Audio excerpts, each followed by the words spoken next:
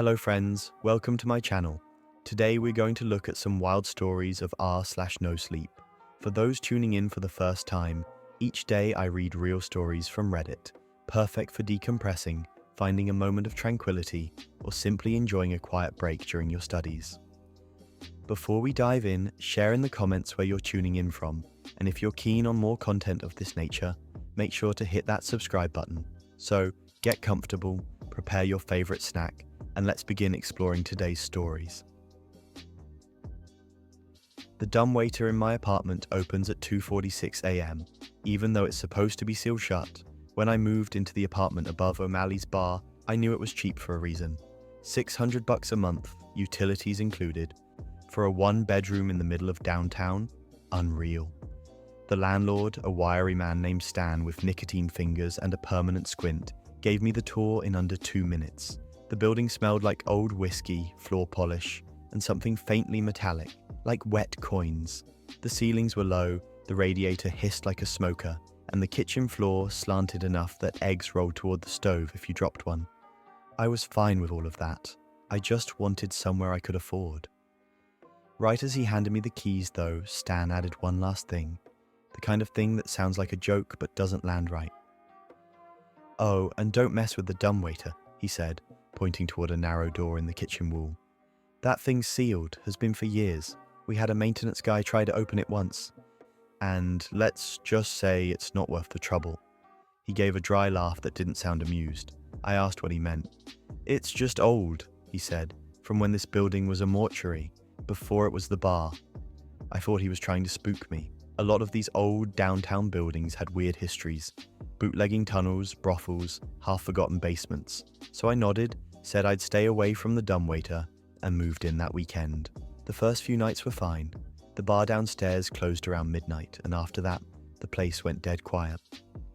My bedroom backed up to an alley, so sometimes I'd hear a car door slam or someone rummaging through trash, but that was it. On my fourth night though, I woke up to a sound I couldn't place. A low rattle, metal on metal, like something sliding up inside the wall. At first I thought it was pipes. The building was ancient after all, but the sound had rhythm. It wasn't random. Shh, clunk, shh, clunk. A mechanical rise and stop over and over, like something old struggling to move. It was coming from the kitchen. I checked the clock on my nightstand, 2:46 a.m. The number stuck in my head for some reason. Not 2:30, not 3, 2:46. When I walked into the kitchen, every hair on my arm stood up. The narrow dumbwaiter door, the one Stan said was sealed, was trembling slightly, as if someone was pulling on it from the other side.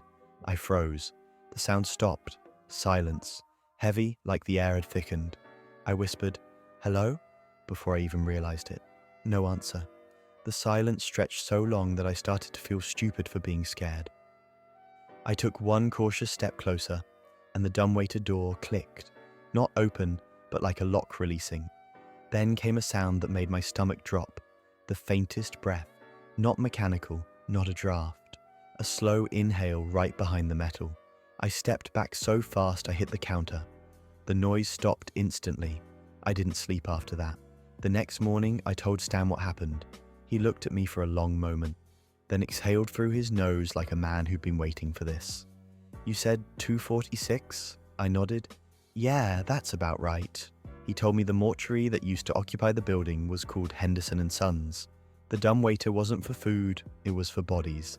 They used it to move embalmed remains from the prep room in the basement to the chapel upstairs for viewing. After the city turned the place into apartments, he said, they sealed it off, but sometimes, and I mean sometimes, people still hear it move, always around the same time. "Why?" I asked. Stan just shrugged. "Old buildings remember what they're built for." He said it so casually I couldn't tell if he believed it or if it was just something he said to avoid thinking too hard. For the next few nights, nothing happened.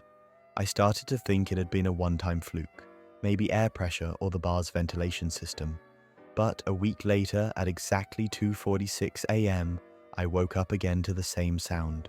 Shh, clunk, shh, clunk. This time, I decided to be brave, or stupid. I grabbed a flashlight and went into the kitchen. The dumbwaiter door wasn't just rattling, It was opening, only an inch or two, but enough to show a line of darkness beyond it. Not black, but deeper than black, like something that didn't reflect light. I knelt down and shone my flashlight through the crack. The beam disappeared.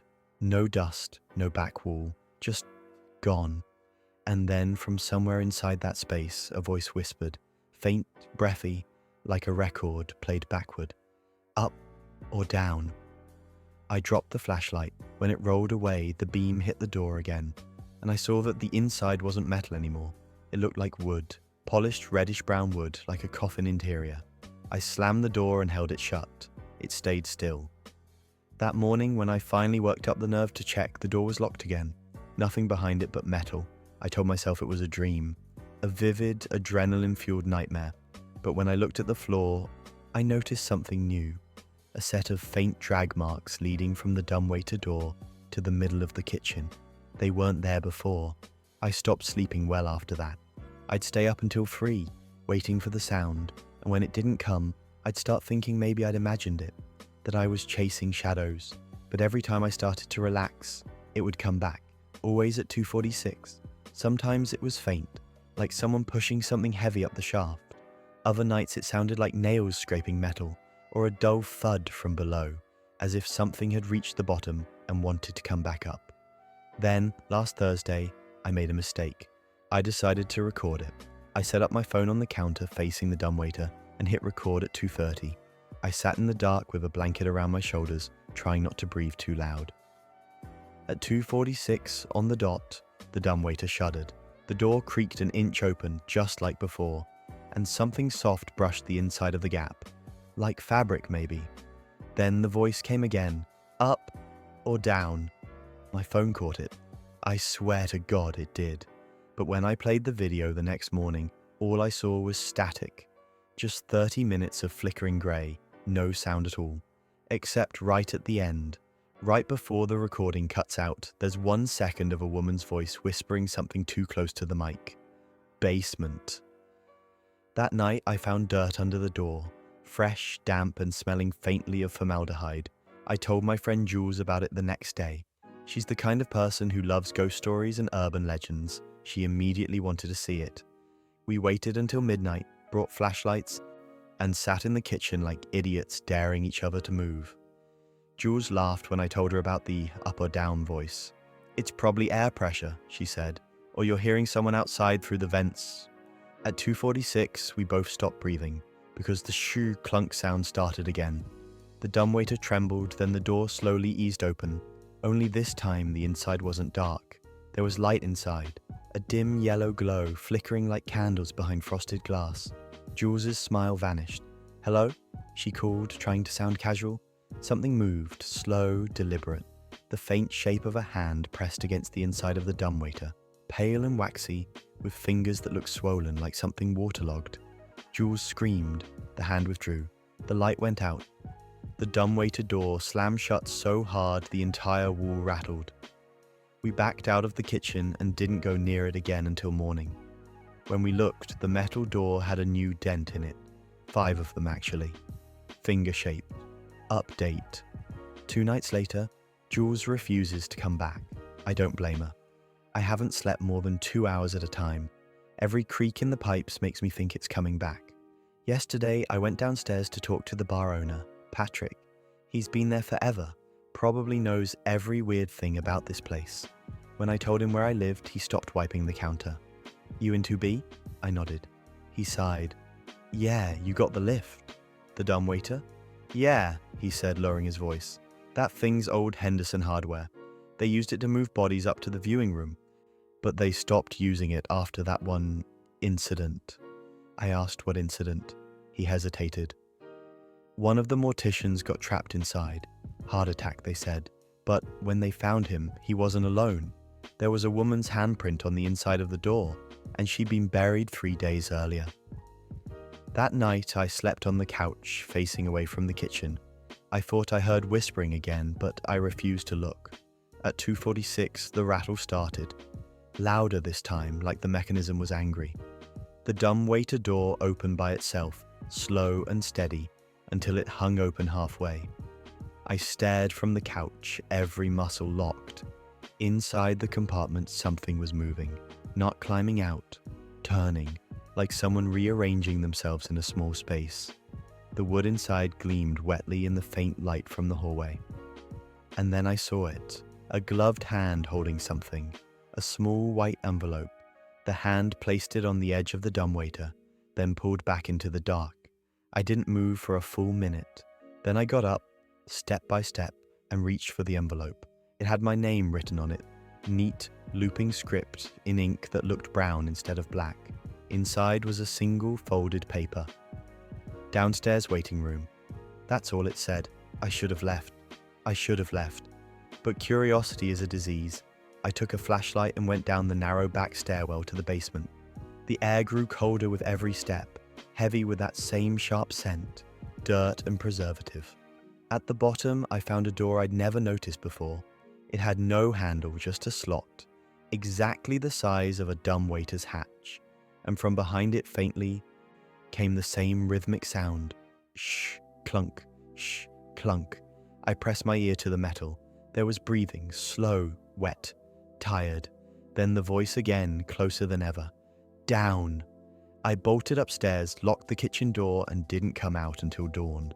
This morning, the envelope was gone from the counter, and on the dumbwaiter door, written in condensation, was one word. Soon. Update. Last night. I haven't slept. I keep hearing the mechanism move even when it's daylight. I called Stan to tell him I was breaking the lease. He didn't sound surprised. He just said, "Leave the key on the counter. Don't close the door behind you." I asked why. He said, "Because it hates closed doors." At 11 p.m., I started packing. At 2:30, the building went dead silent. Even the radiator stopped hissing. I froze mid-step, suitcase half-zipped. Then, shh. Clunk. It was moving faster now. The sound echoed through the pipes, the floorboards, my chest. The dumbwaiter door slammed open, and for the first time something climbed out. I didn't see all of it, just a shoulder, pale and bloated, dragging across the floor. The hand that followed left streaks of something dark. The smell was unbearable. Earth and rot and something sweet, like lilies. I ran, left everything. Suitcase, keys, wallet. As I hit the stairwell, I heard the dumbwaiter slam shut behind me, then start descending. I didn't stop until I was in my car. I drove 3 towns over before pulling over to throw up on the side of the road. When I finally dared to look back at my phone, there was one new voicemail. No number. Timestamp 2:46 a.m. I pressed play. It was the same voice whispering, soft and close. Downstairs waiting room. Doors open now. That was 2 days ago. I haven't gone back, but I just got an email from Stan this morning. No message, just a picture attachment. It's the kitchen of the apartment. The dumbwaiter door is wide open, and sitting on the counter where I left my keys is a white envelope. My name's still on it, but this time, underneath, in that same looping brown ink, there's something new written. Up next. Next up, I took a night watch job at a private elementary school. The halls aligned with old student portraits, but every night around 3:11, one more face turns to look at me, and last night one of them smiled. The portraits in the elementary school move after 3:11 a.m. I'm 33 male, and I work as an overnight security guard at a private elementary school that should have been torn down decades ago. The place is called St. Agatha's Academy, and I swear it looks more like an asylum than a school. 2 stories tall, brick that's turned the color of dried blood, hallways too long for the number of classrooms it actually has. It used to be a convent, the kind of old Catholic place that had underground tunnels, prayer rooms, even a morgue according to one of the teachers. Now, it's where rich parents send their kids to learn violin and Latin at 6 years old. My shift runs from 10 p.m. to 6 a.m. The job sounded perfect when I took it. Quiet, steady, and alone. No kids, no teachers, just me, a few cameras, and the hum of the heating system. But there's one thing about St. Agatha's that I didn't notice until my second week: the Hall of Achievement. It's a long, narrow hallway between the library and the chapel. The walls are lined with framed black and white portraits of graduating classes going back to the 1920s. Hundreds of faces, children in crisp uniforms, nuns in habits, teachers with those strange, too wide smiles that make old photographs feel wrong. Every single student has their hands clasped in front of them, like they were praying, eyes straight ahead. During the day, it's nothing special. At night, though, the light hits them differently. The eyes look wet, reflective, like they're watching you. The janitor Tom warned me about it on my first night. He was packing up his mop when he said, "If you're here past 3, don't linger in the hall of portraits. They start paying attention." I thought he was joking. I asked, "You mean ghosts?" He shook his head. "No, worse, memories."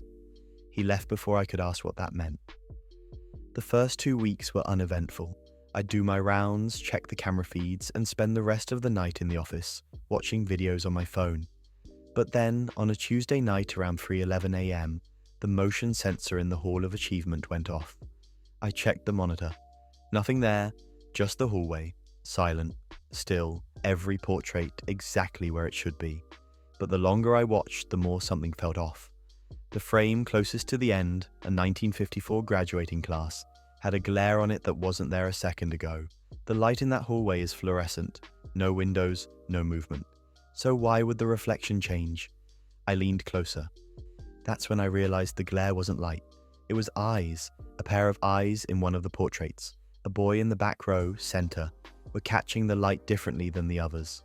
Not flat and printed, wet. As I stared, I swear the boy's head tilted just slightly to the right, like someone leaning to see past a doorway.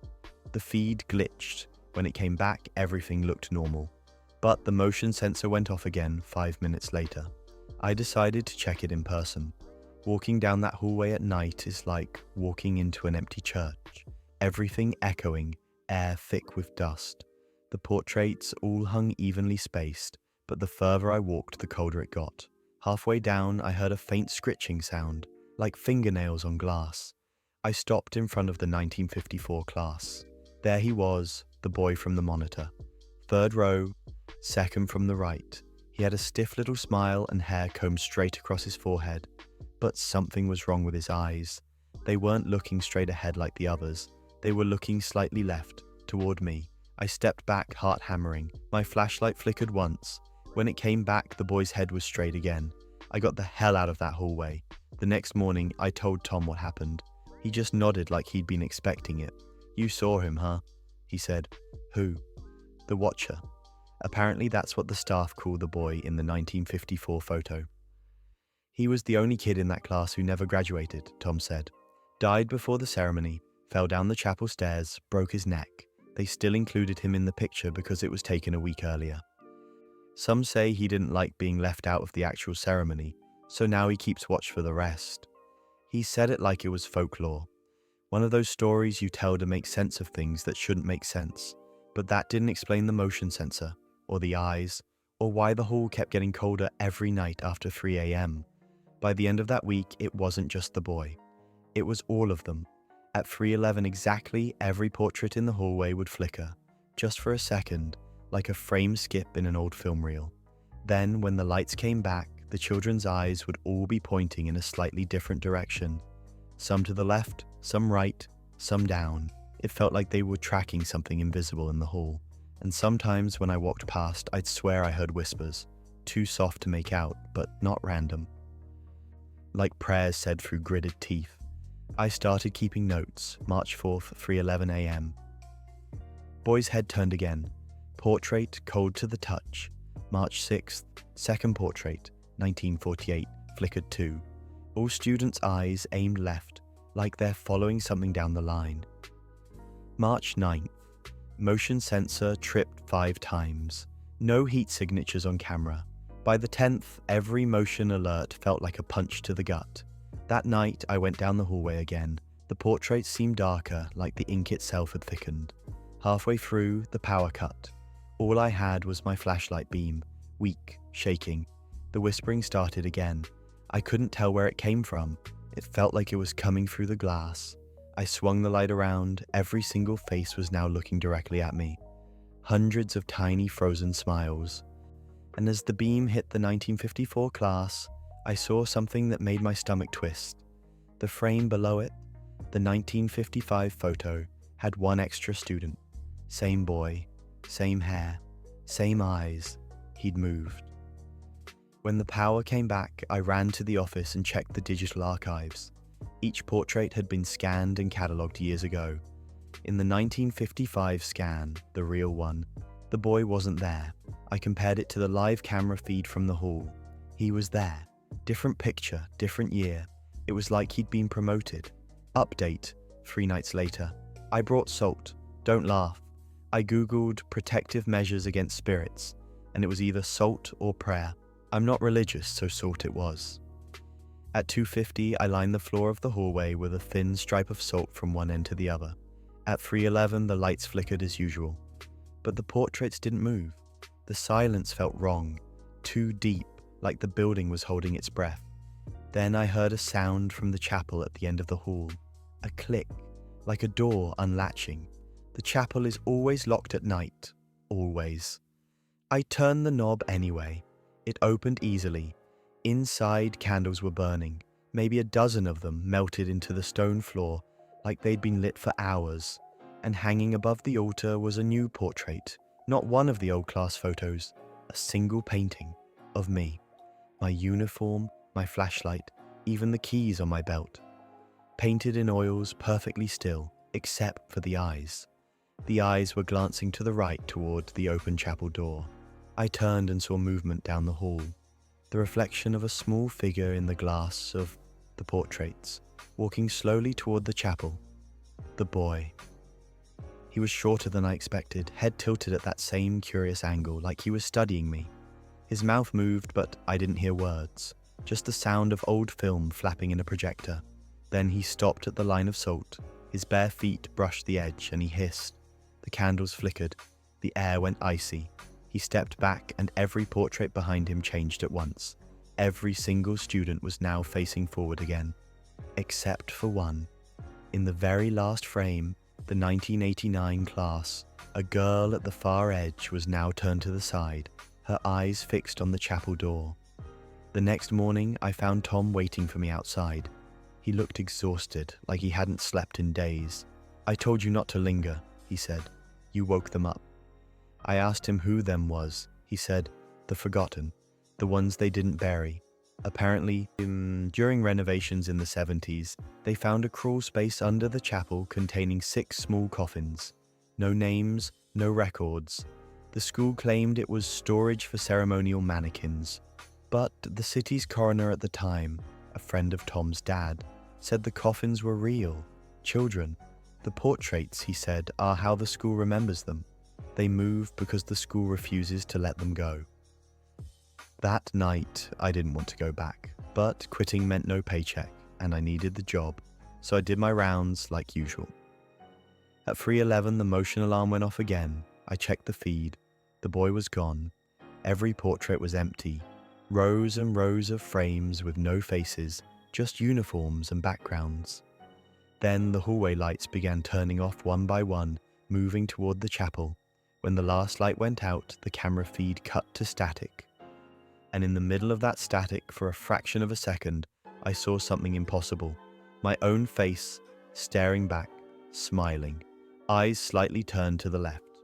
Update, this morning, I quit.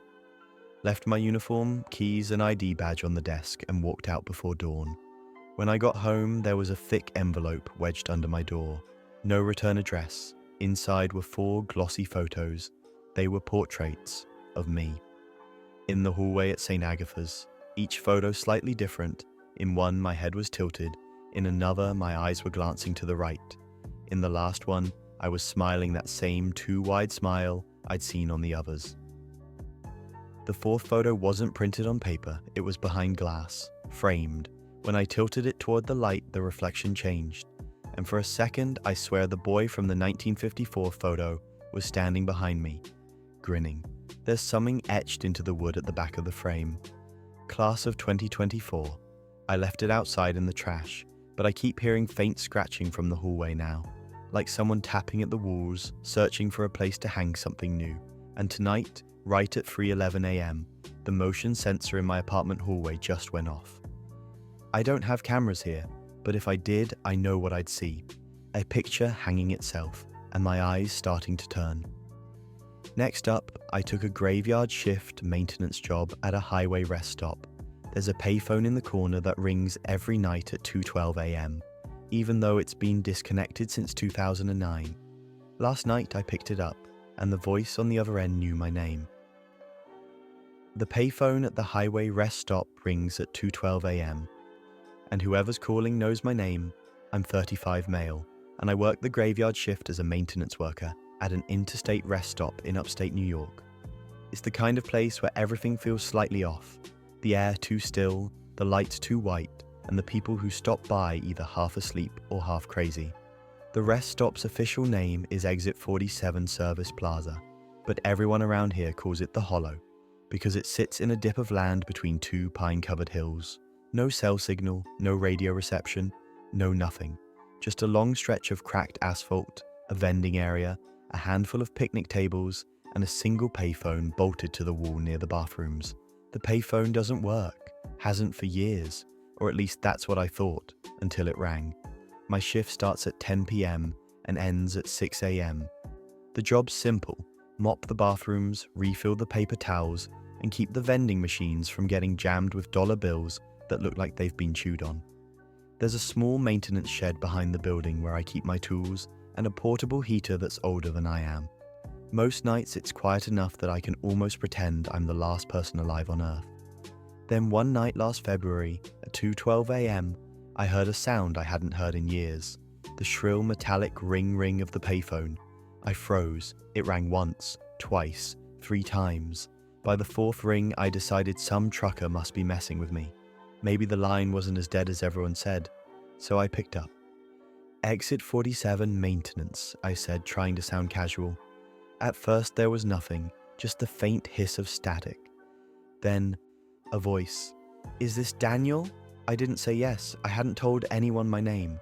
The name tag on my uniform just said DM. I hung up. The phone didn't ring again.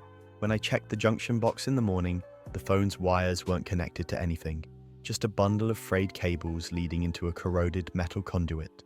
Completely dead. I told my supervisor, a woman named Ellen, and she just shrugged. That phone's been out since 2009, probably some leftover current or feedback. Don't worry about it. So I didn't. Until it rang again, a week later, same time. 2:12 a.m. This time, I didn't answer. It rang 13 times before stopping. When I walked by it 5 minutes later, the receiver was off the hook. I swear to you I hadn't touched it. That was the start of it. Now, every single night at 2:12 a.m., it rings. Sometimes once, sometimes for minutes. If I ignore it, the sound follows me. Faint, like an echo in the vents. The static got louder too. Not white noise, voices under the noise, whispering my name. Daniel. Answer. You left. I started keeping the maintenance shed locked and the phone taped to the hook, just to keep the noise down. It didn't help. I finally decided to record it. Set my phone to film the payphone from the vending area. That night the ring came on schedule. The sound was sharp enough to cut through the hum of the fluorescent lights. The video shows the payphone vibrating slightly, the cord swinging like something pulling from the other side. I didn't answer, just watched. Then the phone stopped ringing. The receiver fell off the hook by itself, and when it hit the wall, the video picked up a faint voice through the static. It's colder where you left me. I turned the camera off. When I replayed the video later, the timestamp on the recording said February 19th, 1987. I wasn't even born yet. Ellen thought I was losing it. You've been working too many doubles, she said. Take the weekend off. I didn't argue. I went home, tried to sleep, and failed. That Saturday night at exactly 2:12 a.m., my home phone rang. I don't have a landline. I came back to work Sunday night. The moment I stepped out of my truck, I heard the faint sound of ringing. Not loud, not near, like the world itself was vibrating. When I entered the rest stop, every vending machine light was off, except for one.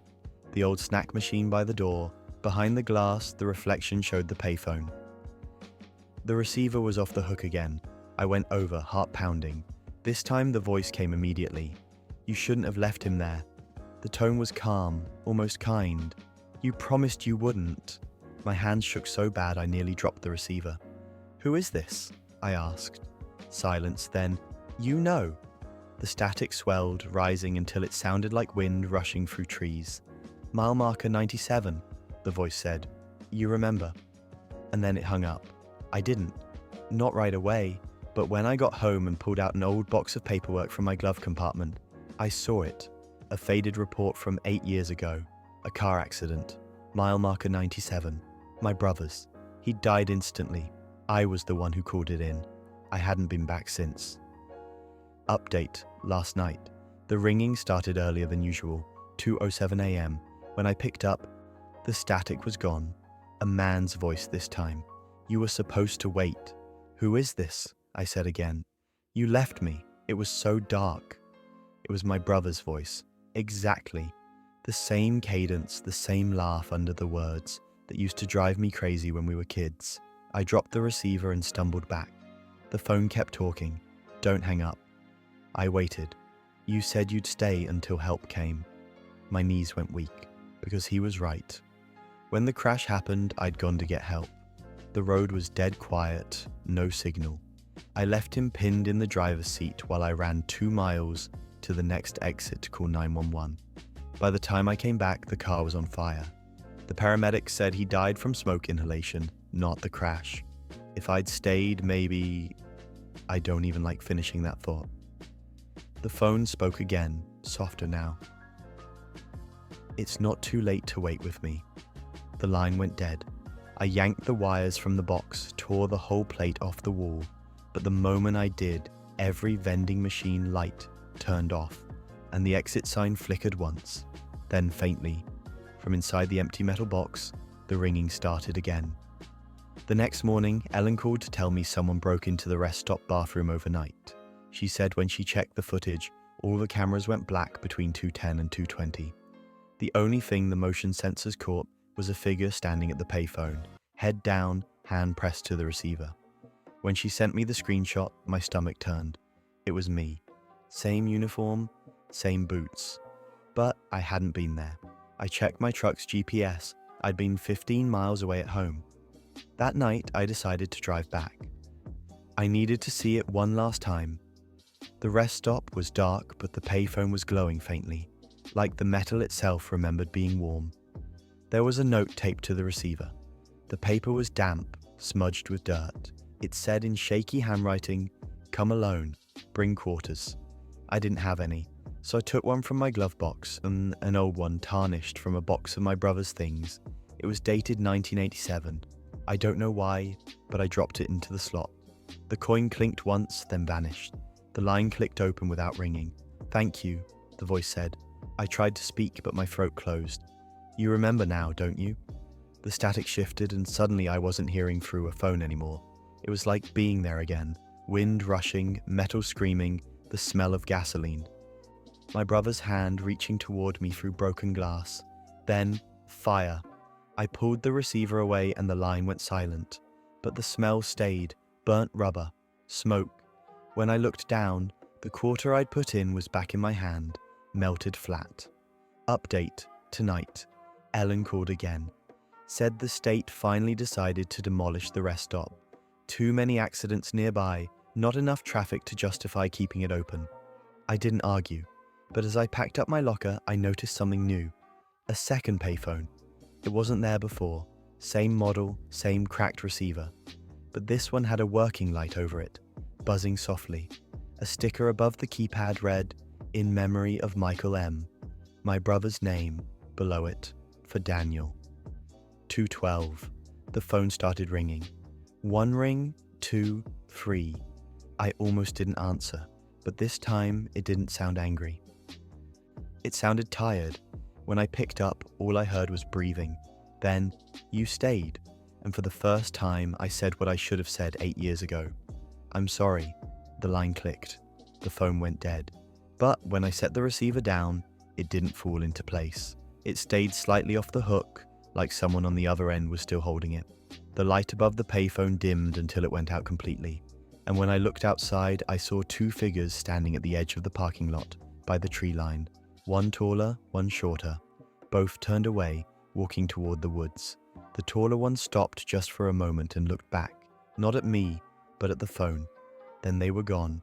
They shut down exit 47 last week. Bulldozers came through and flattened everything. Bathrooms, vending area, payphones, all of it. But tonight, driving home, I passed a new construction site about 20 miles south. They're building a new rest area, same layout, and near the entrance, bolted to the wall under a fresh coat of paint, is a brand new payphone. Still wrapped in plastic, but the small LED display already glows faintly blue. And if you look close, right under the screen, scratched into the metal plate, there's an inscription, 212, for Daniel. I drove faster after that. When I got home, I heard a faint sound from the living room, a phone ringing, 4 times. I don't own a landline,